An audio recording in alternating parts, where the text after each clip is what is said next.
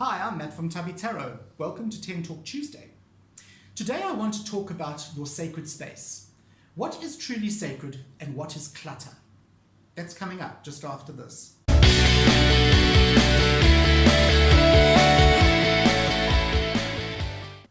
Hi again. Okay, as I said just now, what is sacred and what is clutter? Do we actually need all the things we have in our sacred spaces? Does every single thing have a meaning to you? I took a look around my spiritual sanctuary, which is a room. There is a video on a little tour of my sacred space, my reading room. And I looked around the other day and I just thought to myself, you know what? I have got so much stuff in this room, and because the thing is, you collect over the years, you collect stuff. And I had a good look around and I thought, that doesn't resonate with me anymore.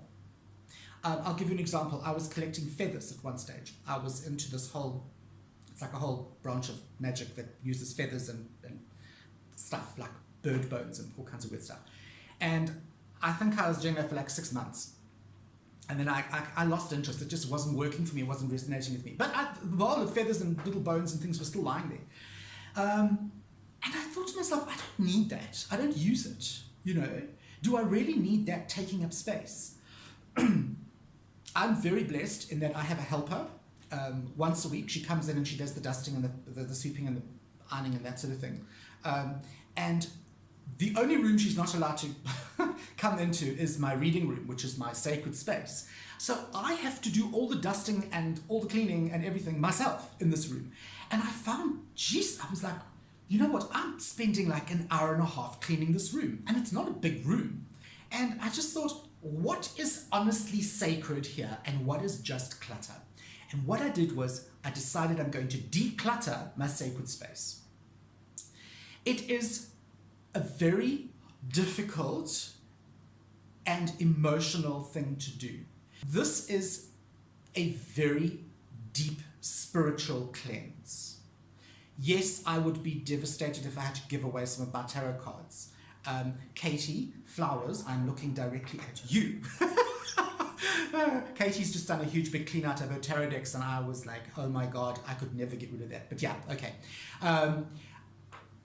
Getting rid of books, I am a bit of a bookophile and I have to be very careful or I will have cupboards full of books, the same way as I now have cupboards full of tarot cards.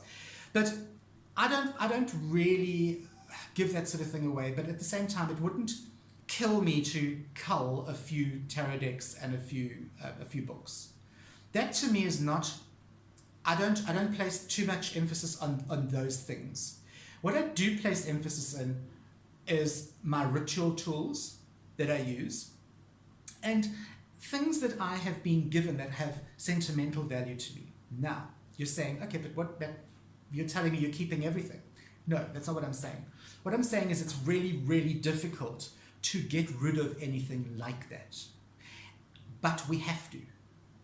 You cannot start as a witch at the age of 16 and be 50 years old like me and still have everything that you have collected over the years.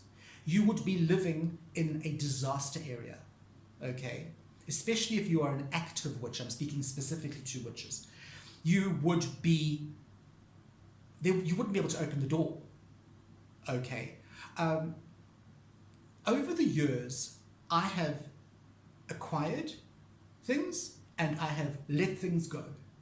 But a lot of the stuff that I've let go has been an absolute wrench. It's been a severing of that cord, if you understand what I mean. It's because of the attachment to things, specifically items that have been given to me by friends and family as gifts. At that stage, the particular stage of my life, I was perhaps using those specific things, such as the feathers and the little bones, and perhaps specific incense or a specific deity. Perhaps in those days I was using it. Now I've got all these things and I don't use them anymore. They literally just sit on my shelf and they have no spiritual or energetic resonance with me.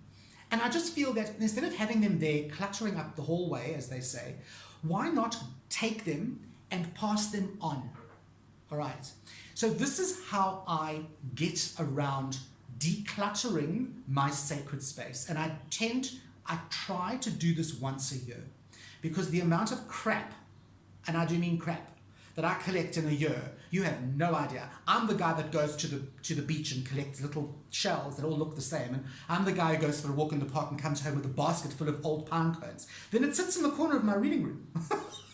You know, and like 2 months later, I'm thinking, my God, what the hell is that? You know, so I try to cleanse my room once a year.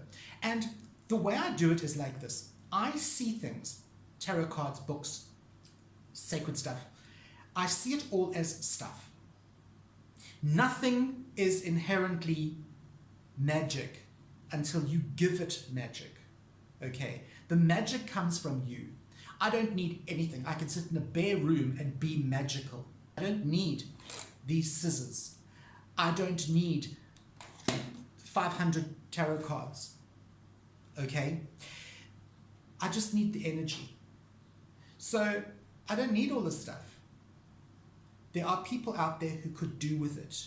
There are other people who might be looking for a brass bell and they can't afford it, or they can't find it. We don't all live in big cities. We don't all live in areas where every magical instrument, every magical tool, everything we want for our altar is available. Some of us live in areas where we can't get this. So the stuff that I no longer use, the stuff that no longer resonates with me, I don't just hoard it in my room. I don't just keep it in a box, hoping that it will resonate with me again. I pass it on. And I'm like this especially with books, and I'm like this especially with magical stuff. I also sometimes get given doubles of things. For instance, I had 3 brass bells. I don't need 3 brass bells. What on earth am I doing with 3? I now have 1, and I've passed 2 of them on. Other people can use these things. Other people might only have a cracked coffee mug to use on their altar. They have now been able to purchase or be given, free of charge, a beautiful goblet, a beautiful chalice that they can use on their altar. It makes more sense to me for those items to be culled, for my room to be decluttered with all those things, and pass them back into the universe. Give that back to others who can't afford to use that sort of thing. There is nothing wrong with using a chipped coffee cup. As I said to you, it's not the coffee cup, it's the intent. Okay? It's your intention. But wouldn't it be wonderful if you could get your hands on a beautiful goblet, a beautiful chalice, free of charge, or perhaps for a couple of cents, or maybe $2. Don't hoard your things. Declutter. Pass stuff on. The stuff you are not using, it served its purpose. Okay? It served its purpose. Don't hang on to things because you feel you have to hang on to them. All right? In fact, by letting go, you will be more grounded. Does that make any sense? Does that make sense, Justin? Okay. He's also going like, what? Okay. The more you let go, the more grounded you will be. So don't clutter your sacred space. Go right now, have a look around and say, okay, I don't need those 7 incense burners. I can do with 1, perhaps 2.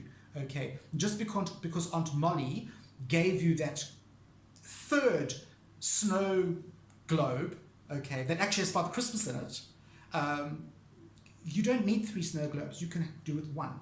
Or you don't need 12 black candles. You need 2. Okay, clear it out, pass it on. I would love to hear your comments down below. Like, share, subscribe. I am Matt from Tubby Tarot. I will see you on the flip side.